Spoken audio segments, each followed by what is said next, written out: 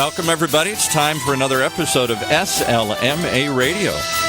And Laura Patterson's back today with Ready, Set, Grow, where she interviews C-level executives from across various industries to discuss how they've organically grown their companies.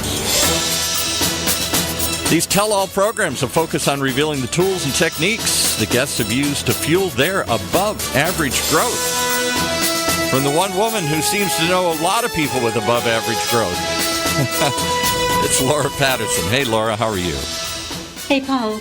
We are so excited to be with you guys again. Thank you so much. And welcome, everybody, to the Ready, Set, Grow SLMA radio show, where, as Paul said, we gain insights and wisdom from members of the C-suite on how to grow organically and the role they expect marketing to play in that growth and how they will measure marketing's contribution. Thanks for joining us. If you missed our earlier episodes with Ziggy Shanklin, CEO of White Cloud Security, or JT McCormick, CEO of Scribe Media, catch the replays on the Vision Edge Marketing website in the recording section. But today, I'm very excited that we're talking with Dave Sikora, CEO of Alter. And what's really, really exciting is that I've known Dave a long time from when we were both in previous lives, so it's wonderful to reconnect with him in this new role. Dave is a long-time software industry veteran and Austin community member. He previously served as CEO of 2 public and 5 private venture capital-backed software companies, and he's held the board of director position with 4 public companies. So he has an enormous amount of wisdom and insight into running a company and growing them. He executed the first internet software IPO in the state of Texas in 1995. Yes, that's how far back Dave and I go, but who's counting? And collectively, his companies have raised over $100 million in venture capital. He has experience both with exits and value creation events of almost $1 billion. Most recently, before Alter, Dave was CEO of Stratfor, which was a global intelligence and research firm with industry-leading products focused on emerging global physical and cybersecurity threats. And that's an important segue because today Dave is involved with a relatively newer company, which is called Alter. So Alter is a data security company, and notice my reference to the concept of data security far more than just cybersecurity. And the company has invented a way to take data, whether it's in a transactional database or a file system, and do what Dave calls scatter it. And they scatter it to private blockchains. So isn't it really cool that we're talking about what is kind of an emerging and developing technology, blockchains? I'll let Dave tell you more about that. But in the meantime, I'd like to introduce Dave, get us going, and let's talk about growth, particularly growth for Alter. Welcome, Dave. Well, Laura, thank you very much. It's really a pleasure to be here. And the way you set me up, I think wisdom, it's mostly my gray hair. So, yeah. No one can see you. Yeah, I know. Yeah. Well, as the CEO of Alter, I realize that it's still early days, but it's exciting times. That's right. I suspect that organic growth is right at the top of your list. Well, yeah. I mean, as you know, it's I'd say numero uno, right? Yes. And Alter is a unique company in that we've been around for just over 4 years now, but we just came out of stealth just over 30 days ago. And so we have an incredible team of technologists who've been heads down building a great product for the better part of 4 years.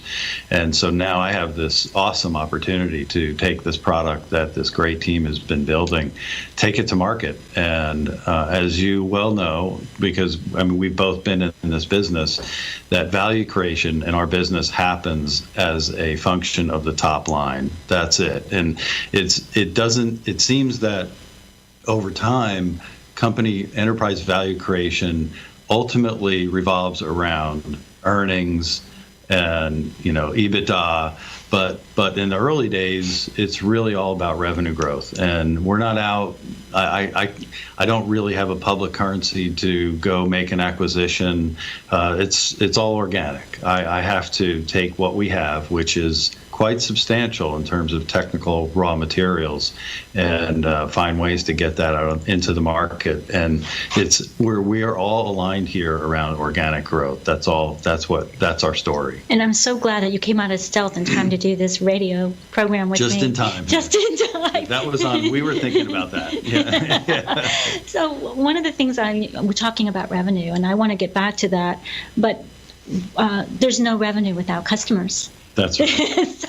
So I think right now, that's the way that to be thinking is not just revenue, right? But to help people with understand the value proposition around organic growth is really around, in this case, net new customer acquisition. It is, and at some level, you have to assume you've worked on product market fit. I mean, that's a big concept here is making sure that the investments you're making in R&D manifest themselves in a positive way in the market, and that you're building stuff that people actually want to buy, right? And so, but in the early days, you don't necessarily know all that. It's a little cloudy. It's like, being in a dark room and looking for the light switch. You want to find that light switch, and so the way to find that light switch is you've got to get out there, press the flesh with potential prospects and customers. You have to listen. You can't just go out and tell your story. You have to really open your ears and find, try and find some common denominators. What are people saying? What are their challenges? What are their problems? And so that first year of coming out is a pretty important year, and getting on the ground with key identified areas and targets that you have, getting in market.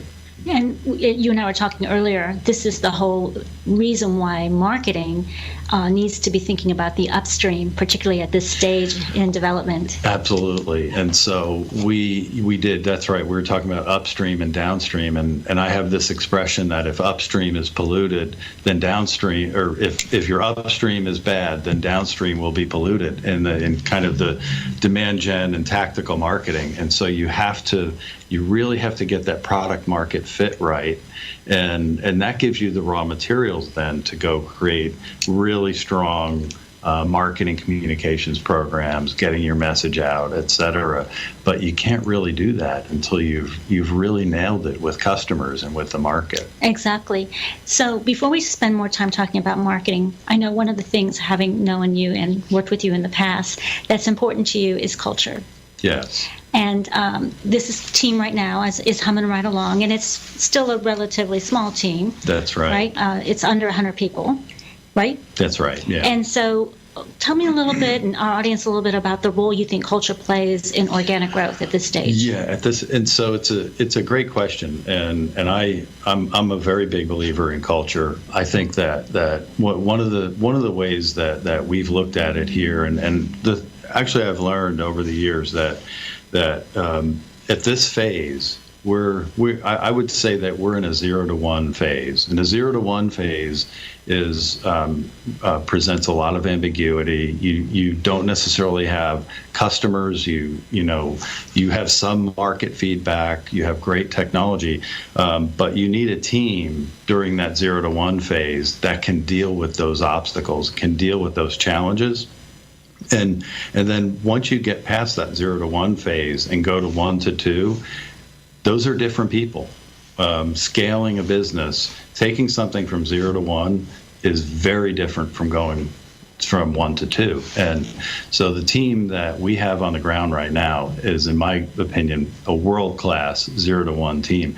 That's not to say that the 0 to 1s can't straddle into a 1 to 2, or even personally have the skill set to get to a 1 to 2, but taking that first hill requires a certain type of individual, and it requires a certain type of chemistry from a culture standpoint. So if I were to ask you 3 characteristics of a growth culture in the 0 to 1 phase. Do I only get 3? You only get 3. No. What 3 would you say are the most important? I would say that number 1, you have to be transparent, because you have to let people know what's happening all the time. Otherwise, because you're dealing with daily, weekly, highly engaged interactions with the market, you have to provide a lot of feedback. So you have to be transparent.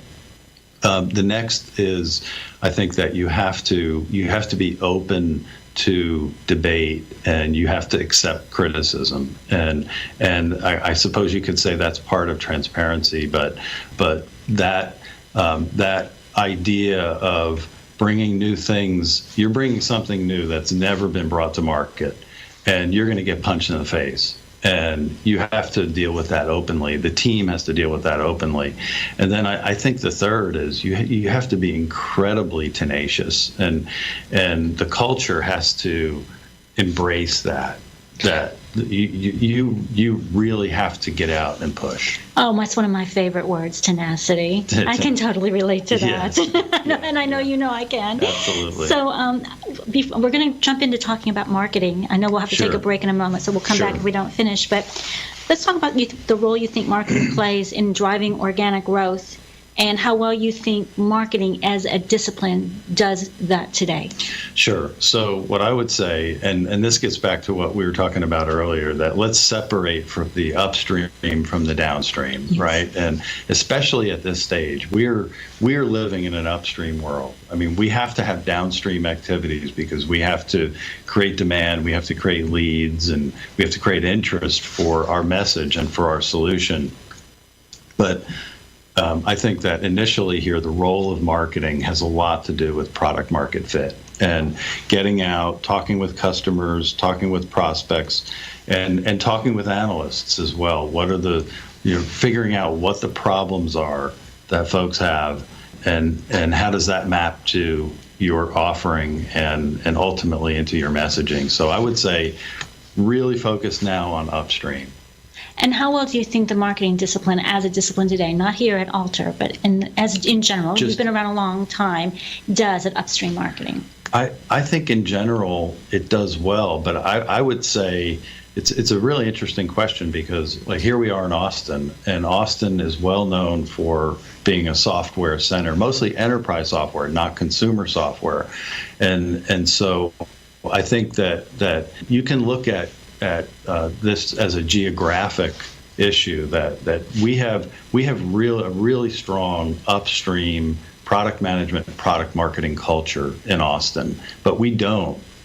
If I tried to do the same thing in Houston or even in Dallas, I would not find that culture exists. So we're lucky where we are, and I think you'll find that in other pockets, Boston, Silicon Valley, you'll find that culture and that talent to be there. But for getting the 0 to 1, building great new software products, we're in a good spot. Awesome. Well, I think we need to take a break, and we'll come back in just a moment and pick up the conversation. All right. Is that going? And we just want to remind everybody that Vision Edge Marketing is there for you. They work with chief executive, financial marketing, growth strategy, and customer insight officers in a variety of industries: manufacturing, technology, financial services, even medical devices like those here in Orange County. And they particularly specialize with companies facing growth or performance challenges. Customers rely on Vision Edge Marketing's expertise to make more effective and faster fact-based decisions regarding customers, markets, products, and the competition.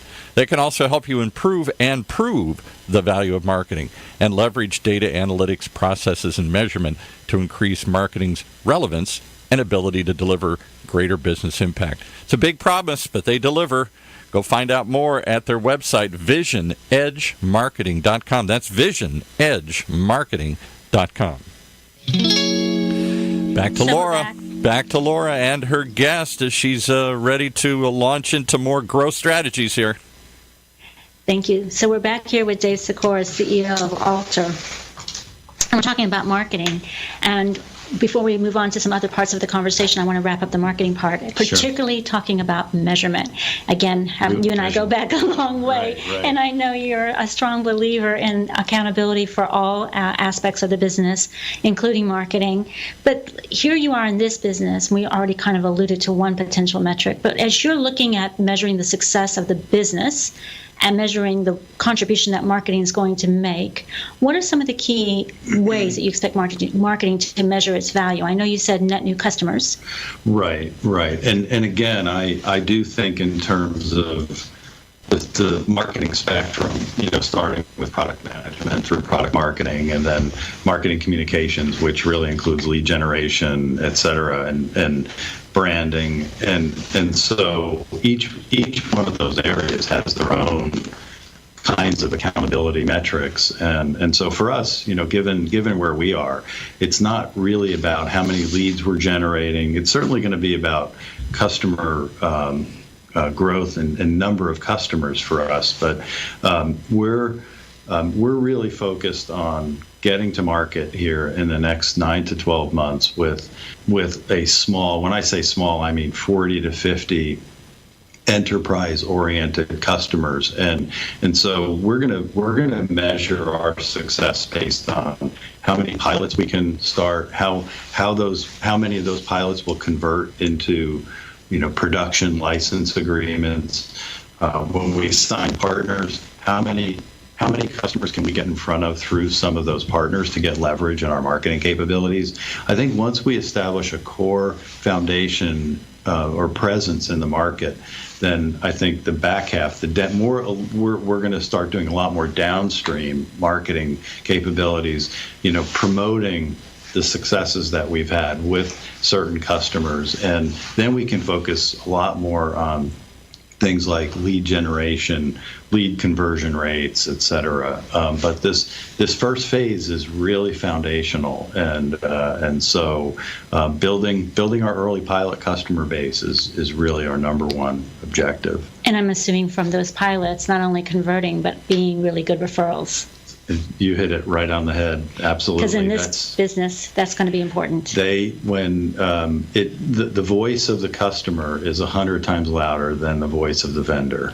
Well, for sure. But in this business, I would also suspect, because of how technical it is, and it's not only going to be how well the product works, although that's going to be extremely important, right, but the overall experience they have going through.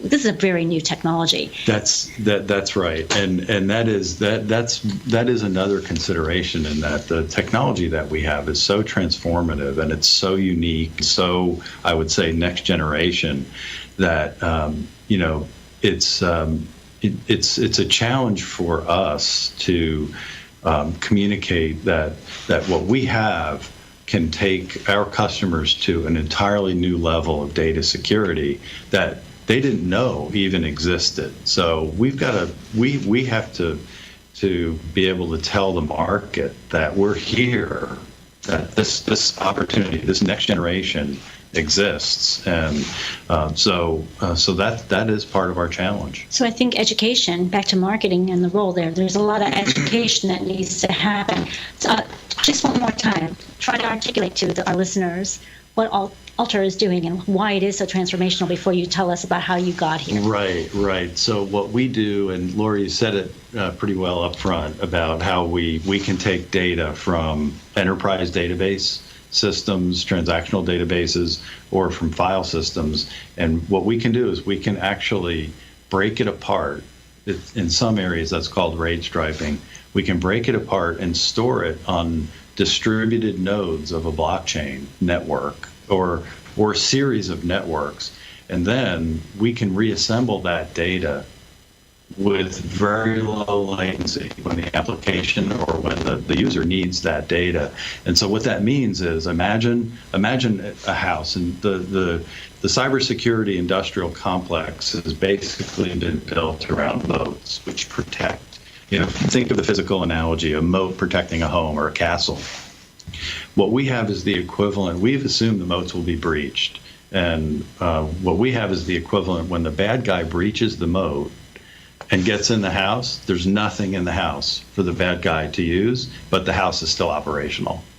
And that's really profound. And so that's the net. That's just a real life example of what we can do. No, it's pretty exciting. I was trying to explain it to Mark, my husband, a little bit, and I got a little way out there talking about like being in another dimension. The stuff is there, you just can't see it, and it's not where you can normally get it. But when you need it, it comes together. It comes together. That's exactly right. You got that. You've got that. But I'll tell you, the really cool thing it's about like a video of that. Yeah, right. What's amazing is, I was around, and we talked about this earlier, just given our respective experience in the business, but I was around when the internet came out in '95, right? Yes, I am. Yeah. Yes, I remember. You may not have been. Yeah. And so, but compared to blockchain, the internet was really one-dimensional, because in order for blockchain to succeed at scale, we need three things. We need phenomenal processing capacity, we need really large data pipes, and we need really inexpensive storage. And so you need the first two for consensus algorithms, and you need the third one because you're replicating lots of data. And the stuff that we do now couldn't be done 3 years ago, which is amazing. So having seen that, that's why it's so exciting when you think about the opportunities with blockchain in general, because of those preconditions accelerating in place right now. It's really, really quite interesting. Yeah, definitely speed here. We have a speeding train. And speaking of speed, I know we only have a few minutes left. And so before we close, Dave, and thank you again for joining us today, but before we close, a couple of two things on the personal front for you. Oh, boy. Yes. We have a lot of people in the audience, some of whom are already, in the C-suite, and others who hopefully will be making their journey there. So two quick things, a little bit about your path to CEO, and I know you've been a CEO for a very long time in various capacities. So if you could kind of go back quickly into memory lane and think about that path. And then lastly, any insights or lessons learned or pearls of wisdom you would offer to someone on that journey. Okay. So yeah, it has been quite a journey. I consider myself blessed. This is really my 8th CEO job, having been 2 public CEO roles and other privates. And I guess in my first CEO role, I just kind of stumbled into. I won't go into that whole backstory because it would take another show to do. But when I look at what I do, it's funny because you bring a marketing orientation here, and I always thought, well, I don't think I'd be a very good VP of marketing. I wouldn't be a good VP of sales. I wouldn't be a good CFO. I wouldn't be a good head of HR. And I think, well, then how could I possibly be a good CEO? I guess I stay at it, and I know enough about all of those areas to really be dangerous. I guess maybe that's one way to look at it. But I've always thought you were very good at asking thoughtful questions. Intellectual curiosity has always been one of the. I would be reprimanded growing up. Could you just stop asking questions? You're a pain. Stop that. I remember that you are very good at asking questions. And so, but I guess I would just say that a couple things. One, my path here, I consider myself really fortunate to have this opportunity, because this company, this technology, represents one of the most transformative things that I've ever had the chance to see. And I see hundreds of deals around Austin in the community. And so I feel like a lot of things I've done in my past have come together to take advantage of this opportunity. The last thing I would leave you with, just in terms of if there's a pearl of wisdom in here, is that I would just say, don't get too drunk when things are going well, and don't get too down when things aren't, because neither one of those are true. That's right. And so you got to stay in the middle. That's a really good pearl of wisdom. And thank you again for being with us today. And I believe we need to wrap it up. And with that, I'd like to say thanks to everyone and turn it back to Paul. Thank you. You've been listening to another episode of SLMA Radio with Ready, Set, Grow this week, right here on the ever-growing Funnel Radio Network, for at-work listeners like you.